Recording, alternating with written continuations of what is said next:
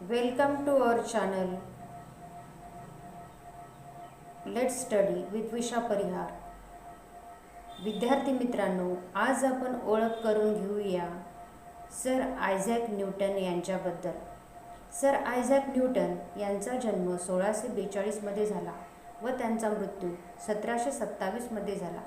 आधुनिक काळातील अग्रगण्य शास्त्रज्ञ ते मानले जातात. त्यांचा जन्म इंग्लंडमध्ये झाला. त्यांनी गतीचे नियम, गतीची समीकरणे व गुरुत्वाकर्षणाचा सिद्धांत आपल्या प्रिन्सिपिया नामक पुस्तकात मांडलेला आहे.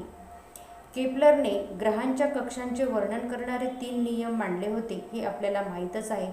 परंतु ग्रह या नियमाप्रमाणे का भ्रमण करतात हे याची कारणमीमांसा त्यांनी केलेली नव्हती.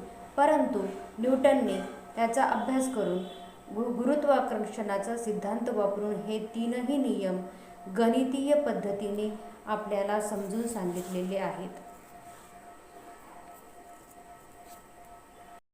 सर आयझॅक न्यूटन यांनी उष्णता, गणित, ध्वनी, प्रकाश या क्षेत्रामध्ये उल्लेखनीय कार्य केले.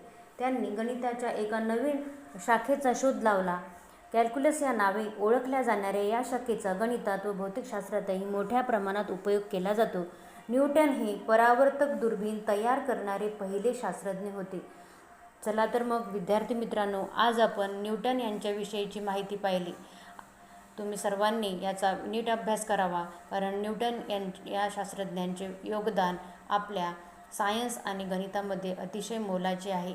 म्हणून त्यांना आपण अभिवादन करूया आणि त्यांच्या या कार्याची प्रशंसा म्हणून आपल्या जीवनात अवलंब करूया.